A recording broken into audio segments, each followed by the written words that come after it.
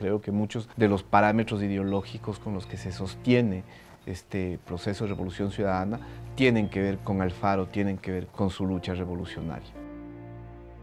La revolución liberal era una revolución que planteaba romper el viejo estado oligárquico conservador, el estado elitista, devolverle y empoderarle la revolución hacia el pueblo. Y esencialmente es levantarse con rebeldía contra los poderes. Renace nuevamente que ese fuego que nunca se apagó, con una forma distinta de proyectar ese fuego, con otra forma de luchar. Él pensó que era fundamental terminar con todas las formas de exclusión y esclavismo, dándole derechos ciudadanos a los indígenas y a los afroecuatorianos, por ejemplo. Él celebró y fundó la educación laica, universal y gratuita, que es en lo que nosotros estamos trabajando. Él creía en la educación de las mujeres, en el trabajo de las mujeres.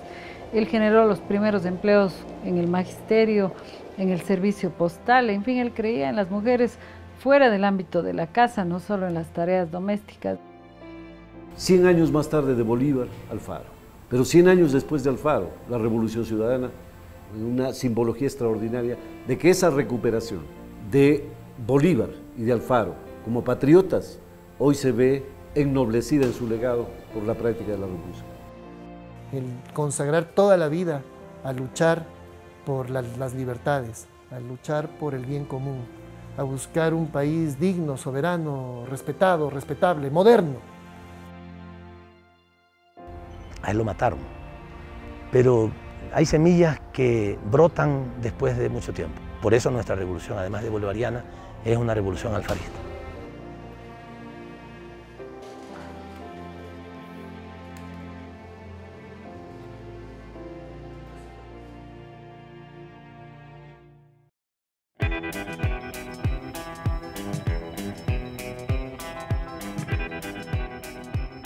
Hace 6 años este país estaba devastado por el neoliberalismo. Nosotros habíamos tenido un proceso enorme de ingobernabilidad. Señor, que vean los medios de comunicación.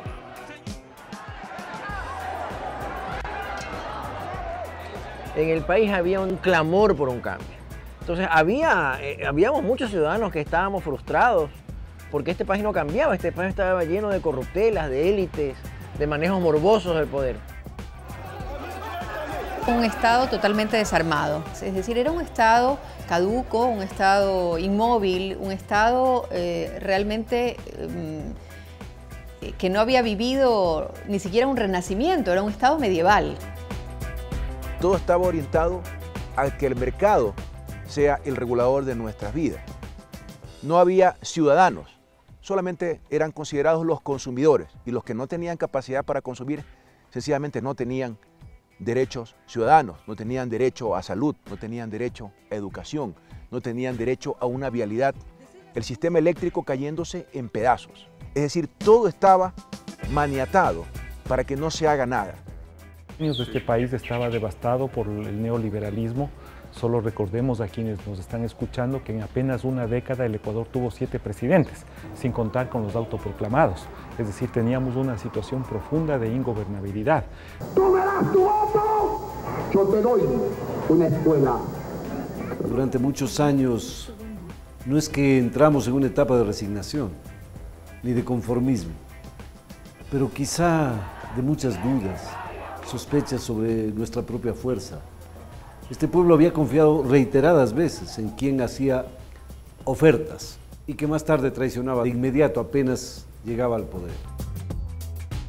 Una economía en franca debacle y sobre todo social. El Estado era un Estado corporativista, el capital financiero internacional dominaba la esfera económica. Cuando un país está como el Ecuador, necesita oxígeno, necesita ayudas, necesita apoyo. Por eso pido esta colaboración en el mutuo interés de ustedes y de nosotros. Pero si llegamos a esa situación, Ecuador tendrá que enfrentar las consecuencias. El país sufrió las consecuencias de la mala administración y el manejo fraudulento. Habíamos llegado a tocar tan fondo por parte de la partidocracia.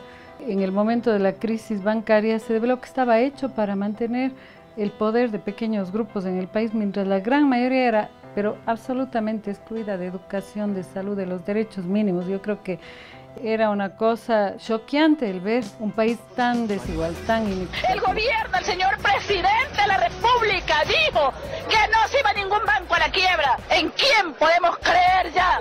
Los banqueros, propietarios de medios de comunicación, que tenían un maridaje entre los intereses de la banca para sus negocios interrelacionados y la protección de esos negocios interrelacionados para que no salgan a la luz.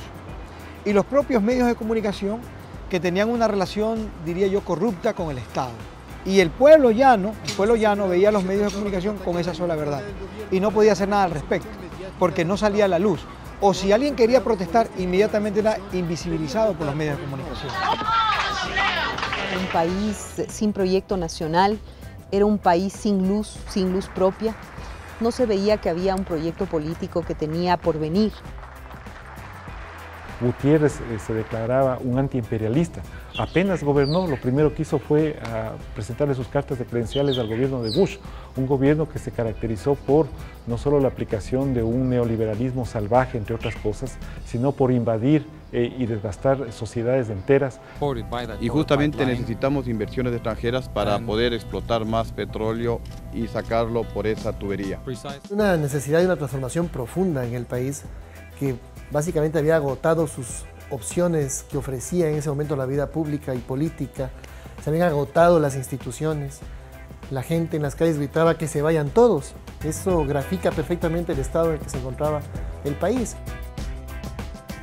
Bueno, era un país absolutamente convulsionado y desesperanzado, con la gente pensando dónde irse, cómo escapar de aquí, cómo explicar avergonzadamente la inestabilidad política, la crisis económica y la dificultad para poder compartir la vida con sus propios familiares.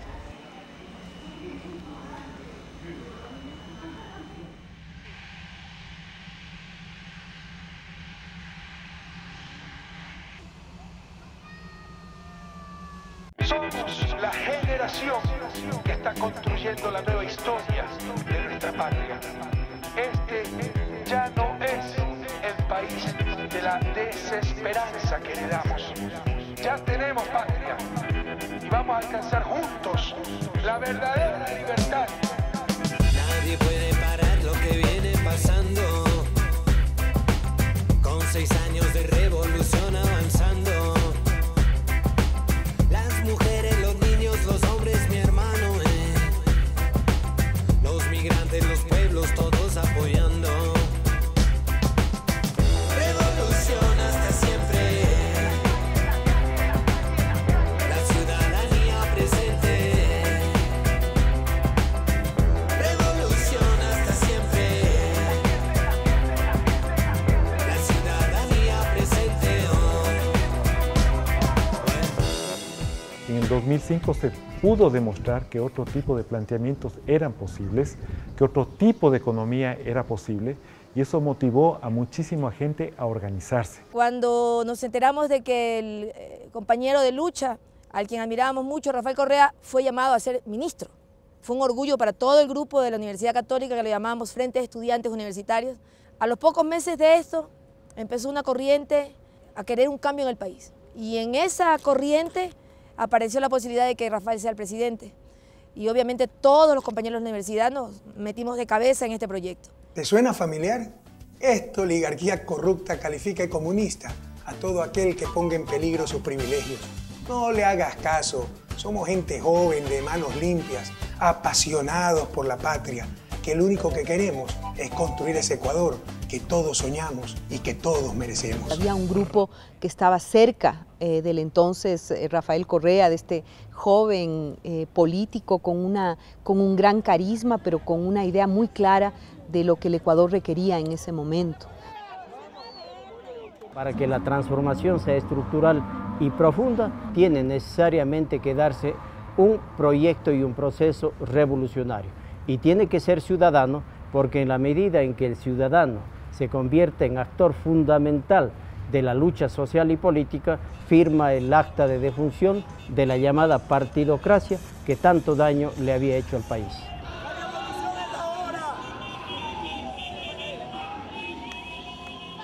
Bueno, yo no te digo que tenía mucha experiencia política en términos de hacer campañas, de trabajar en publicidad. Con el caso de Rafael Correa hubo un clic especial. O sea, entendí su mensaje, entendí y pude vislumbrar lo que era el pasado y lo que podía ser el futuro. Y creo que fue suficientemente claro el camino como para creer que sí podíamos ganar. Y le metimos toda la fuerza.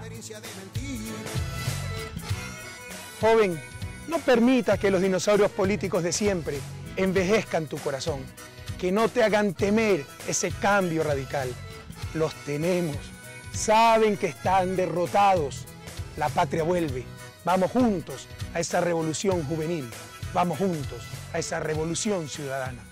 ¡Dale, Correa! Esa diferencia entre una propuesta que te abría los ojos de ver lo que podía hacer la patria y lo que había sido el pasado. Y para quitarle ese poder fáctico de quienes siempre creyeron que eran los que tenían que ser dueños, no solo del poder, sino en sí mismo del país, del petróleo, los recursos naturales, las políticas económicas, las políticas bancarias, etc., ¿no? Ya basta. Los ciudadanos somos los dueños de la democracia, los dueños de nuestro país. Acabemos con la dictadura de estas mafias que se hacen llamar partidos políticos. Terminemos con los abusos de un Congreso decadente. Vamos juntos a la victoria en octubre 15 del 2006. Vamos juntos a la Asamblea Nacional Constituyente. En el 2006, en plena campaña, lo que dijimos es: no vamos a hacer una sola oferta, pero sí muchas promesas y juramentos. Ese país hermoso pero devastado supo asimilar un discurso de reencontrarse a sí mismo, de reencontrar la esperanza y de volver a tener patria, como decíamos.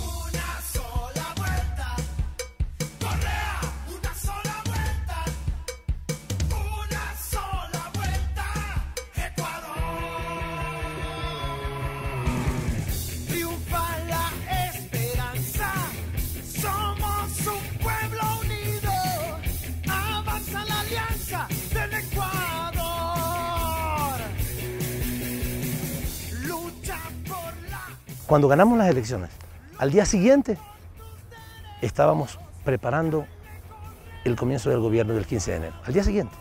¿Y qué dijo Rafael? A ver, hagamos la lista de todo lo que hemos ofrecido. De todas las reuniones, sáquenme los videos, todo. ¿Qué dijimos? El presidente nunca ofreció demagógicamente. Por eso pudimos hacerlo. Cuando la gente vio esto, desde el principio, no había dudas. No es que se decía, no, es que fíjense que no encontramos plata, fíjense que hay problemas políticos, no. Cumplimos la palabra. Aquí me casé, aquí hice mi casita, la compré. Aquí donde yo ponía la refri se me dañó con el agua. Aquí era una cama de mis niños porque el cuarto de atrás se me desarmó.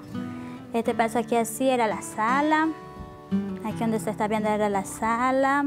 Acá adentro es la cocina, donde todo el agua se me entraba del patio. Este era el tanque donde comprábamos agua porque agua aquí por llave no hay, solo por tanquero. Y cuando llueve no venían los tanqueros, se dañaban las calles, no podíamos coger agua. Él tenía metas muy claras y nos las fue imponiendo a cada ministro. Y nos dijo la primera semana, bueno, tú por lo pronto esta es tu meta. Ándate como un misil teledirigido hacia allá, mientras seguimos armando el resto. Y eso fue lo que hicimos cada uno. Y luego, pues, en esta forma de trabajar que él diseñó de gabinetes itinerantes, aprendiendo de quiénes eran los verdaderos enemigos y por quiénes había que luchar. Tengo mi camita, mis cosas, mi refri, aquí donde yo cocino, lavo los platos, aquí está el baño. Mire, hay bastante agua, la presión es demasiado fuerte. Este es el cuarto, la cama de mis niños. Este es mi sueño hecho realidad porque siempre deseaba que mis hijos tuvieran una casita así de cemento y poder estar tranquilos viéndolos jugar a ellos. Hay muchos proyectos muy interesantes desarrollados, incluso multisectorialmente, que hoy han sido modelos para el desarrollo en otros países, ¿no? Como puede ser el proyecto Hilando el Desarrollo, en el que todo el sector social trabajó en pro de la dotación de un uniforme escolar para nuestros chicos. Yo no solamente veo un uniforme, yo veo que algo es una verdadera armadura con la que día a día los niños y las niñas de mi provincia, de mi país, van a prepararse para dejar atrás el analfabetismo, la indominia, la mediocridad y poder tener una patria de esperanzas mejores el mañana. Las medidas que se tomaron al inicio de esta revolución ciudadana permitió que nosotros también sintamos la tranquilidad de estar haciendo lo correcto, de estar haciendo lo indicado, de estar haciendo aquello que se debió haber hecho. Este carretero no había, directamente no había carretero, teníamos un camino de andar solo a caballo. Porque antes nosotros subíamos, hacíamos 3, 4 días de camino hacia la ciudad de Cuenca. Se caminaba en caballo, en mulas, a lomo de mula, y era un sufrimiento grandísimo en antes. En cambio ahora esta maravilla, esta vía, que tenemos una vía de primera. La vía le vemos totalmente un 100% el apoyo al agricultor, porque nosotros de antes no podíamos sacar absolutamente nuestros productos. No podíamos vender ni el orito, ni el verde, ni la yuca, ni el ciclo corto, nada. Ahora en cambio con la vía nos falta producir para entregar al mercado. Es que una revolución es sobre todo un cambio en las relaciones de poder. Justamente generar oportunidades y capacidades para los que no lo han tenido, que han sido las grandes mayorías en el país. Regular los grandes poderes, el poder económico, el poder mediático, en fin. Organizar al servicio del país el sistema judicial, en fin. Entonces creo que son pilares muy fuertes de esta revolución. Con los gobiernos anteriores nuestra situación era realmente catastrófica. La constituyente debe dársele y nosotros acá estamos dispuestos a decirle sí. Se ven logros importantes dentro del cambio y por eso creo que debemos apoyar lo que es el cambio en la nueva Constitución. Yo ya leí la Constitución, está perfecto y nos favorece especialmente para los pobres. En 65 años que yo tengo ya lo viví el pasado y regresar allá ni para tomar impulso. Podríamos decirlo que la primera vez que podías empezar a construir la patria desde sus bases, ¿no? Con una participación alta, con fuerte discusión de temas conceptuales que en el país antes nunca se habían abordado y mucho más, que puedas discutirlo y plasmarlo en una constitución que es la que te marca la hoja de ruta del país que quieres construir. El contenido principal es que el Estado sea eficiente y el Estado sirva a los ciudadanos. O sea, que haya una excelente oficina de registro civil, que haya una excelente oficina de censos, que haya una excelente atención a la educación, excelente atención a la salud. El buen vivir es una vida digna para todos los ecuatorianos. El buen vivir es un concepto que tiene que ver con temas de calidad de vida, ¿no? Con temas de satisfacción espiritual, con temas de sentido de pertenencia a un proyecto nacional, que además celebra la interculturalidad, la diversidad. Somos un Estado plurinacional, ¿no? Donde hay una línea de dignidad que es la que estamos construyendo, todos con los mismos derechos, obligaciones y oportunidades. Hay que entender que el modelo neoliberal lo que hace es privatizar las ganancias y socializar las pérdidas, ¿sí? Y lo que nosotros hemos hecho es al revés, ¿ya? Hemos socializado la riqueza. En la Constitución ecuatoriana todos los derechos están puestos en la misma dimensión, los derechos políticos y los derechos económicos y sociales. De tal manera que hay que trabajar en política pública para defender las libertades, para defender la vida, pero ¿de qué libertad o de qué vida se puede hablar si es que no se defiende el acceso a la salud, el acceso a la educación?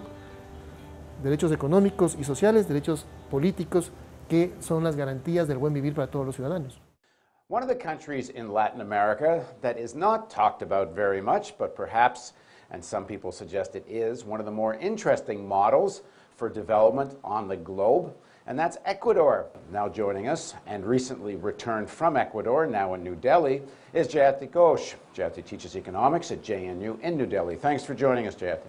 Before 2009, Ecuador, the government was getting about 13% on average of the total oil revenues. And the companies, the foreign companies, were getting 87%. They passed a law in July 2010 that completely reversed the terms. So now the government gets on average 87% and the companies get 13%. It's actually extraordinary that they managed to do this. There are 18 oil companies operating in Ecuador. 6 of them said that this is unacceptable and they left. Algo que nos han querido vender a todos es que este gobierno ha tenido la gran suerte de que el petróleo ha tenido unos precios históricos exorbitantes, ¿no? Efectivamente, sí ha existido esa gran suerte, ¿no? Pero como estaban los contratos petroleros antes del 2006, el petróleo podía llegar a $1000 del barril, que no pasaba nada, la plata se iba para las transnacionales. El petróleo también se vendía antes de nuestro gobierno. Lo que sucede es que las reglas del juego eran distintas. Y aún más, todavía más grave la situación y prueba efectiva del oprobio y del saqueo, era que se conformó un fondo de estabilización petrolera que tenía una cláusula a nivel de candado, a través de la cual no se podía usar ningún excedente en inversión social, educación, vivienda, salud, vialidad, no se podía usar. Enfrentamos un proceso de negociación en donde salíamos de una época vergonzosa para los ecuatorianos, de donde cada 100 barriles de petróleo en algún momento se nos llegaron a llevar 80 barriles de petróleo. Esos recursos eran para pagar deuda externa, porque era, creo que, el único país en el mundo que tenía garantizada su deuda por ley. I believe that Ecuador is at a very crucial moment. On the one hand, it's possible to see the way out of this crisis if solutions are not found to the problem of the budget and the debt, then the situation could also get a lot worse.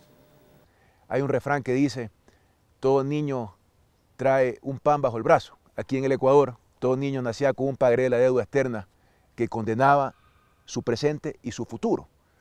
Este gobierno nunca va a sacrificar a su gente. Firmemente renegociamos la deuda externa y nos ahorramos de pagar más de $7.000 millones que hubieran significado falta de desarrollo para el pueblo ecuatoriano. El día jueves se pagaron los últimos 9 millones que le debemos al Fondo Monetario Internacional y no queremos saber más de esa burocracia internacional.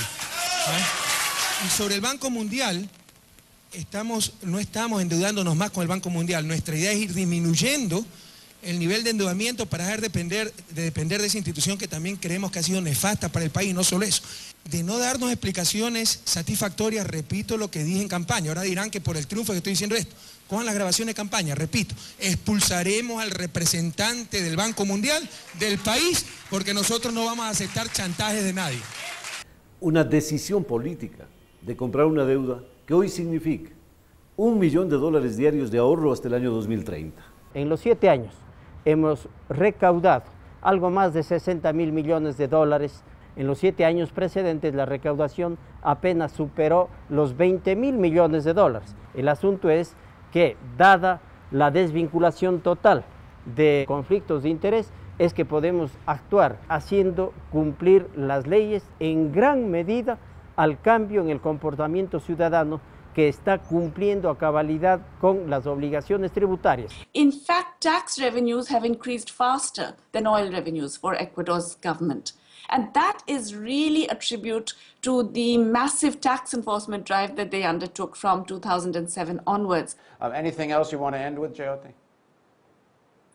Well, no, just to repeat what I said at the very beginning, I think what is most inspiring about this case is that even if it doesn't succeed more than what it already has, it shows that you can do a lot if there is internal political demand for it. And you don't have to worry about the global conditions in order to transform things within your own country. Todos esos recursos, no solamente que son para los ecuatorianos, sino que la ciudadanía los ve en obra pública y en servicio. Hoy, nuestros niños ahora estudian en escuelas del milenio, estudian en mejores universidades, tienen mejor servicio de salud, hay medicinas, la salud es gratuita. Cada vez que recorremos las carreteras de nuestro país, las mejores carreteras de Latinoamérica, no existe un municipio que no haya recibido más recursos por la mayor renta petrolera. Es decir, todos esos recursos los hemos logrado convertir en un proceso de desarrollo de bienestar que tiene que ser sostenido y sostenible en el tiempo. Ya tenemos patria, estamos construyendo el sueño ecuatoriano, un sueño forjado con alegría, manos limpias, mentes lúcidas y corazones ardientes. Y esta revolución no puede tener marcha atrás, compatriotas. La verdadera libertad. La luz del continente que sigue brillando. Ecuador y su gente al mundo asombrando. Somos cientos de miles, Bolívar y Alfaro.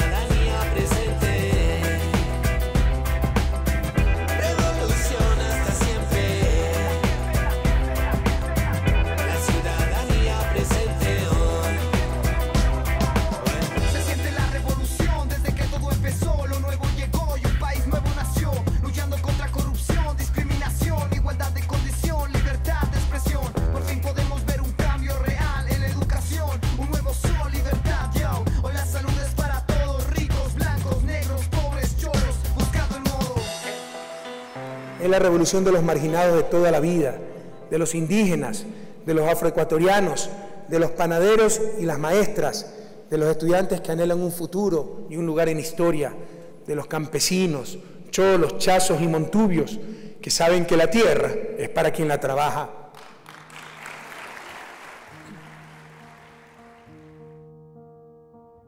Lo más duro era las cosechas pocas. O sea, lo máximo que se producía en hectárea era 100 quintales. Muy poca producción y mucho gasto. El tema de la semilla era que uno tenía que ir con el dinero completo a los agroquímicos o donde vendían para poderla traer. Ahora con lo que es la semilla, lo que son proyectos del gobierno, que podemos seguir adelante. Puedo decir que a muchas personas los ha sacado de esa miseria que vivíamos en el 2000, porque con este gobierno de la Revolución Ciudadana es un cambio muy bueno en este año, que hasta ayer tuve una conversa con mi esposa de eso. Posiblemente vamos a abrir una cuantita en el banco para ver si avanzamos a comprar un terrenito. Yo pienso que es la lucha por una verdadera soberanía, por una verdadera autonomía basada en la justicia, basada en la equidad, basada en la verdadera libertad. Nadie puede sentirse libre si no tiene acceso a las condiciones mínimas de salud, de educación, de los bienes de producción, de trabajo, del crédito, del dinero. En definitiva, nuestra revolución es de quienes son el motor de la historia, los seres humanos, que jamás volverán a ser víctimas en nuestro país de la maquinaria neoliberal y del capitalismo salvaje. El pueblo ecuatoriano empoderado de su destino, de su proceso político, el pueblo ecuatoriano empoderado de su revolución ciudadana, porque la revolución ciudadana es de todos los ecuatorianos, exige la verdad. Con todo el tiempo que ha pasado, con las críticas, insisto, que ha recibido, ¿se arrepiente de cómo ha manejado todo este tema si después ha tenido que llegar al indulto? Lo que siempre le dije al pueblo ecuatoriano, más que construir escuelas, más que construir caminos, más que construir hospitales, hay que construir la verdad. Si no, nos saldremos de su desarrollo. Por supuesto que esta lucha ha valido la pena. Jamás se dijo que iba a ser fácil. Esto ha sido tremendamente desgastante. ¿Qué está pasando en el Ecuador contra la prensa independiente? ¿Es esta siembra de odio que hace el presidente Correa cada sábado? Al presidente en materia de vivienda afectan, como hemos visto, la amnesia y la mentira. Olvida que no solo prometió bonos, sino viviendas. El gobierno es un gobierno del corte fascistoide. No lo consideran muy democrático, sino más bien autoritario.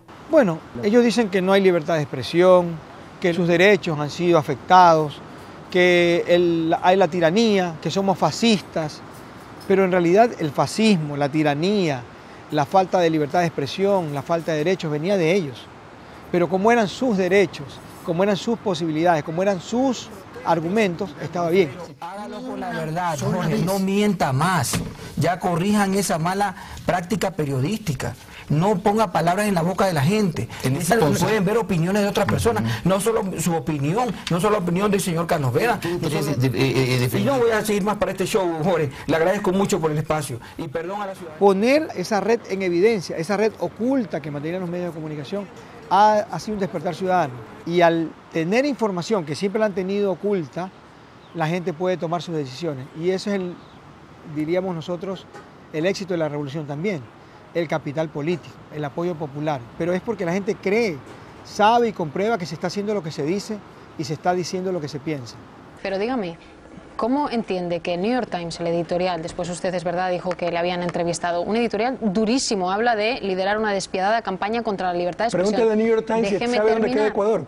Bueno, yo creo que en el New York Times, presidente, saben dónde queda Ecuador. Yo creo que algunos no saben ni siquiera dónde queda Ecuador. Quizá no, pero no, entiendo que quien ha escrito ese editorial... Déjeme que le termine. Es que me el editorial, sí, pero déjeme que le termine la pregunta. El editorial del New York Times... en este oficio es responderle a la gente, no a los medios de comunicación. Ustedes se creen propietarios de la opinión pública. No, ustedes son propietarios de la opinión publicada. La opinión pública es la de nuestros pueblos y a ellos hay que contestarle. Resulta absolutamente insólito que en este país hayan existido hasta hace no mucho banqueros que al mismo tiempo que banqueros eran distribuidores de automóviles y además dueños de canales de televisión y de revistas. Hipócrita. Sordo. Mediocres, todos ustedes, farsantes, cobardes neonazis. Usted me da una cosa, profesor Escalante. Córteme esa entrevista, por favor. Usted, a ver, señor, no me va a hablar de entiende. Señor, usted se calla. Pelea limpio, hijo. Yo creo que están enojados sencillamente porque este gobierno no les va a hacer la venia a los dueños y a los gerentes de los medios de comunicación.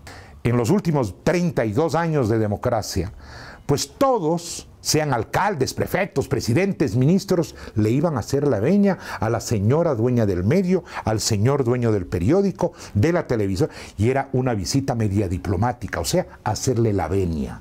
Ahora no hay venias, porque se está tratando de construir una sociedad más justa, una sociedad que sea más igualitaria para la mayor cantidad de gente.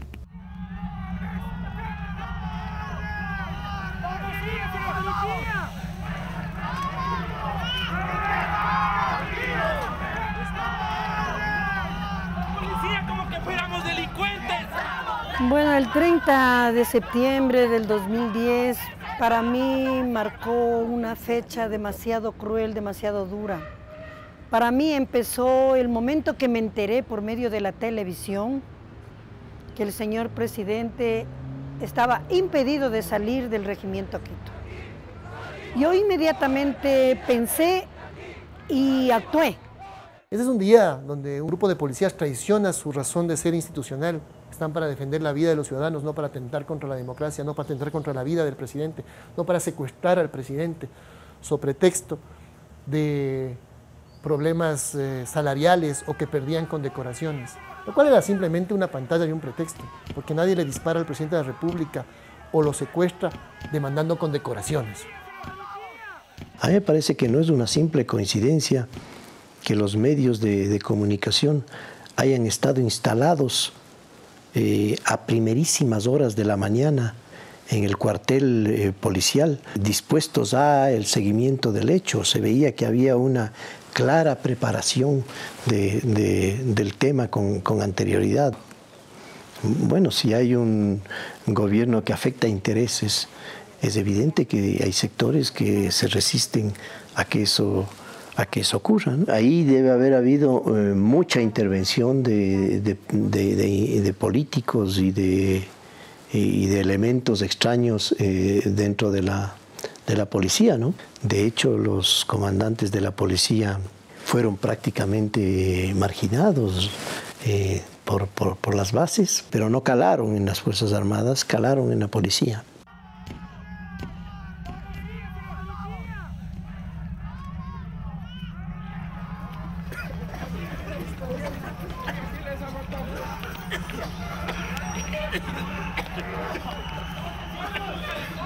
Francamente, quisieron derrocarle, y no derrocarle, hasta atentaron contra su vida. Entonces, ahí está clarito que los poderes, pues, siempre son fuertes. Y nosotros, los ciudadanos, también defendemos lo nuestro. Estamos alzando las manos, decimos paz, no queremos la agresión, queremos nuestro presidente. Es elegido democráticamente. Respaldando a la democracia y al país. Nunca hemos tenido un cambio y lo tenemos ahora. Por eso estamos aquí, padres de familia, discapacitados, trabajadores y hombres honestos de bien para nuestra patria. Una determinación de defender la democracia, de estar ahí hasta el final, que las cosas no podían retroceder.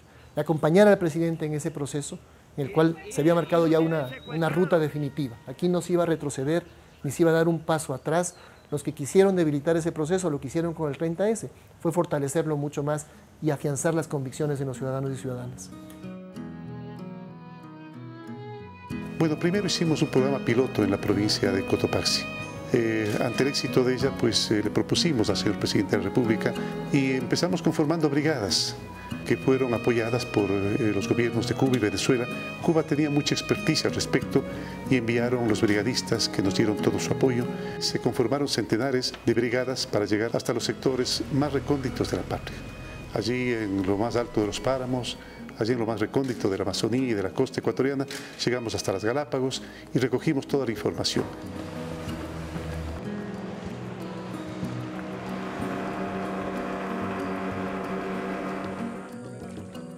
Estas brigadas conformadas por médicos, por psicopedagogos, por genetistas, por brigadistas, por militares que daban el apoyo logístico, con el apoyo de municipios, de consejos provinciales, los ministerios de Inclusión Económica y Social, Salud, Inserción Laboral, Educación, el registro civil, etcétera, etcétera. Realmente fue un trabajo integral, un trabajo multidisciplinario que nos ha llevado pues, a tener hasta ahora los mejores resultados, los más precisos, los más exactos, que nos van a permitir pues, seguir tomando políticas en beneficio de las personas con discapacidad e integrarlas al desarrollo nacional.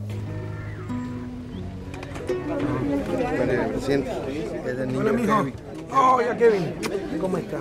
Aquí viven siete personas. Siete personas. Aquí duermen aquí. Hoy día le armaron esta cama, señor presidente, esta es nuestra ya, esta cama. Sí, esta cama ya es entregada para él. O sea, 7 personas solo tenían esa cama y en el suelo. Y en el suelo.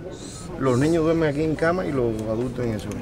¿Dónde? Sí, aquí. Aquí. Ella va a estar en el programa Joaquín Gallegos Lara, ¿no? Sí, también ya. ¿Y sabes lo que es el programa ese? Ya se le Eso va a ser muy bueno. Ya lo explicó ya. Vas a recibir un sueldo básico. Pero para que te quedes en la casita cuidando, te vamos a ampliar la ley para que se contrate a los padres o a los adultos bajo cuya dependencia están los discapacitados, mejorar mucho el nivel de ingreso. Pero también necesitamos de tu parte, mucha responsabilidad. ¿Okay?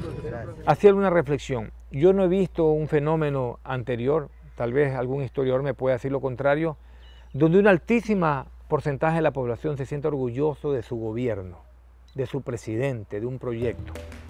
Ya la gente que está con nosotros habla para adentro y para afuera que en Ecuador está pasando algo. We see Ecuador improving all the time. Ecuador was smart enough to realize. Por eso creo que Ecuador tiene que sentirse muy orgulloso del presidente que tiene. En ese sentido es que Rafael Correa salía con una aprobación como número 1. Incluso te diría, en estos meses todavía ha subido. We believe that in Ecuador things were much better because there was a political program behind. Los niveles de endeudamiento del Ecuador han alcanzado los menores niveles históricos. Los mismos estudios comparan el progreso de Ecuador junto al de Colombia y Colombia se queda 30 años abajo. The image of Ecuador, the awareness of Ecuador, I think that's where you see changes taking place. El rol que está teniendo en este momento, por una parte el presidente Correa, por otra parte su revolución ciudadana, se distingue a escala internacional como una de las experiencias más interesantes, porque se está llevando a cabo lo que podríamos llamar una refundación del país, una reconstrucción política, pero también social, económica, cultural del país. Y por consiguiente esto se observa con un gran interés a escala internacional. ¿Tú crees que la política de Rafael Correa es original? Sí, es evidente. Entonces, cuando nosotros vemos a un Jean-Luc Mélenchon en Francia, candidato que obtuvo el tercer lugar en las elecciones francesas últimas, con 4 millones y pico de votos, que dice en su campaña, el elemento fundamental de nuestro programa de gobierno es una revolución ciudadana como la revolución del Ecuador. De la revolución citoyenne jusqu'à la victoire de la 6e République, tous ensemble, aujourd'hui, demain, résistance. Et donc nous avons emprunté à la doctrine équatorienne le concept de révolution citoyenne. On peut dire mais ce n'est qu'un adjectif, non, c'est beaucoup plus qu'un adjectif. C'est l'idée que l'acteur de l'histoire, c'est le citoyen, c'est-à-dire l'individu qui s'arrache à ses propres déterminations, à ses propres intérêts particuliers pour penser l'intérêt général. C'est ce qui fait qu'il est citoyen. Il y a donc, dans citoyen, il y a l'idée de pouvoir et l'idée d'intérêt général. Voilà. Donc le nouvel acteur historique et politique de la révolution au XXIe siècle, c'est le citoyen. Ser ecuatoriano en el mundo entero era decir, soy ecuatoriano, así entre los pasillos porque daba vergüenza. Muchos inmigrantes en el mundo entero maltratados. Ahora ser inmigrante ecuatoriano es cuestión hasta de orgullo. El presidente Rafael Correa va a Europa, va a Roma, va a España, a cualquier país del primer mundo de Europa y salen nuestros inmigrantes orgullosos a las calles a abrazarlo, ya no es como antes. Una de las cosas más difíciles en estos años ha sido reconstruir la confianza. La gente dejó de creer y ahora nuevamente volvemos a creer y eso es bueno, tenernos fe en nosotros mismos, porque nosotros seguimos la enseñanza de Alfaro, que decía, nada para nosotros, todo para ustedes, pueblo que se ha hecho digno de ser libre.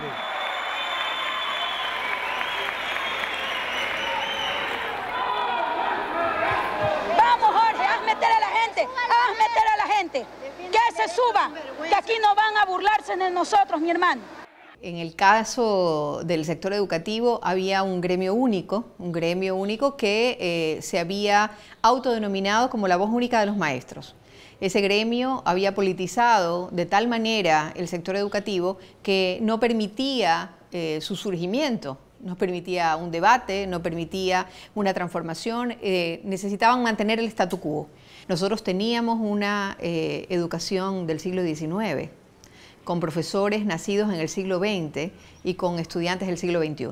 Es decir, estábamos absolutamente desfasados en términos educativos. El Ecuador ha generado en estos primeros 7 años condiciones para plantearse un cambio estructural en su modelo productivo. Para que sea sostenible en el tiempo, tenemos que ser menos dependientes del petróleo. Tenemos que ser menos dependientes de productos primarios exportadores. Ser más dependientes ¿de qué? De la fuerza más grande que tenemos los ecuatorianos, que somos nosotros mismos. Dependientes del talento humano. Pero hay que generar condiciones para ello. No podemos plantearnos un proceso de industrialización, por citar un ejemplo, si no tengo energía, si no tengo carreteras, si no tengo conectividad, si no ha mejorado el sistema educativo. Llegué a ser el abanderado en circunstancias en las que mis padres no estaban aquí. En la etapa de colegio fue quizás un poco dura. Me preparé para el examen y de verdad no me esperé haber sacado 972 puntos. La educación ahorita está en un sistema de meritocracia.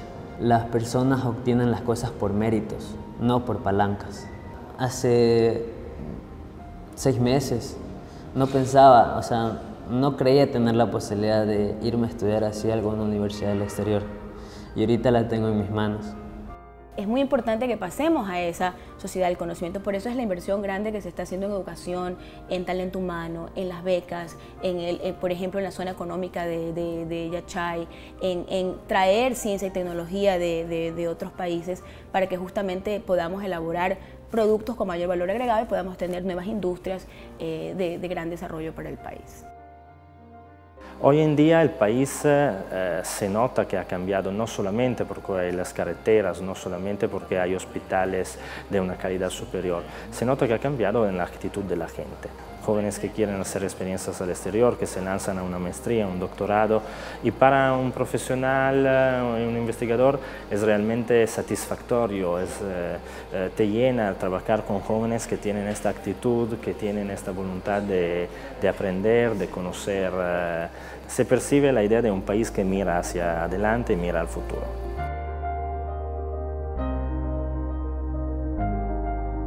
Y lo que procura en este lapso es dejar enrumbado un país, con hidroeléctrica para tener autonomía energética, con una nueva refinería grande, con petroquímica para dejar orientadas las grandes bases para la industria, un sistema vial que permita la productividad, gente estudiando por millones, con mejores universidades por la evaluación que hubo, mejores escuelas. O sea, dejar una sociedad con la suficiente esperanza y la autoestima para gobernarse a sí mismo. Y es otro país, no solamente por el tema de que es un país más lindo, con una infraestructura más linda. La gente es distinta, la gente se siente, yo te diría, muchísimo más empoderada, muchísimo más, como más demandante de las cosas y se siente con más derechos, como siempre debió ser. Obviamente todavía queda un camino por recorrer, un camino donde todavía hay importantes retos que consolidar, pero creo que ese camino está bastante abierto y claro hacia el futuro.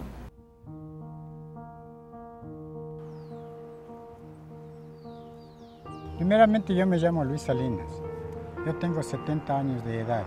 Todos los que vivimos en este sector siempre hemos estado extrañando bastante a raíz que ya, digamos, dejó de andar el tren por aquí.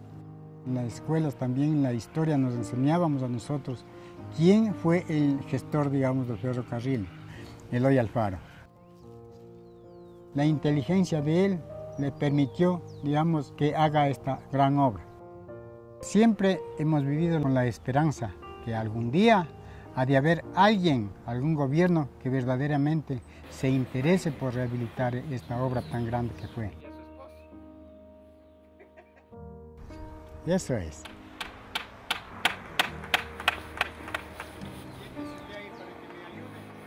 Y ahorita viene el tren ya. Ya viene el tren. Sí, ahorita. El tren viene, mija. ¡Qué bueno! ¡Qué vino!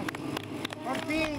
Otras personas que mañana vengan, tengan así mismo el mismo sentimiento y la misma preocupación, para que no haya esta distinción de pobres y de ricos, ni medianos, que todos seamos unidos. Si nosotros le ponemos a la Revolución Ciudadana y le sacamos una radiografía, ¿qué sale en la placa? Yo creo que en esa radiografía nosotros podríamos avisorar una gran capacidad de mejora en la autoestima del ecuatoriano. Solidaridad.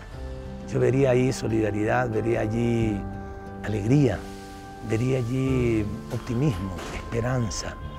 La revolución ciudadana es lo que cada ciudadano hace todos los días para construir, para producir, para mantener a su familia, pero ahora lo hace con un sentido de futuro y de esperanza. Salen almas puras, cuerpos curados, huesos curados, pero por ahí también hay infección. Eso es inevitable y eso hay que atacar. Y hay que atacar con dureza, con disciplina, con ética y con lealtad.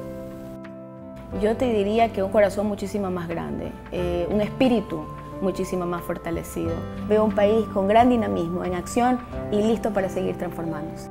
Yo veo un país próspero, pujante, de gran desarrollo y veo que hay líderes suficientes para seguir llevando el país adelante. Sonrisas, alegría, orgullo de ser ecuatoriano. Cuando dicen Ecuador, el pecho se abre, los pulmones se llenan de aire y las sonrisas surgen en los rostros. Es la hora de sumar fuerzas, porque esta no es la victoria de un hombre ni de un partido, será la victoria definitiva de todo un pueblo. Ahora sí tenemos la patria de la esperanza. Tenemos que sostener los cambios. Esta es tu revolución.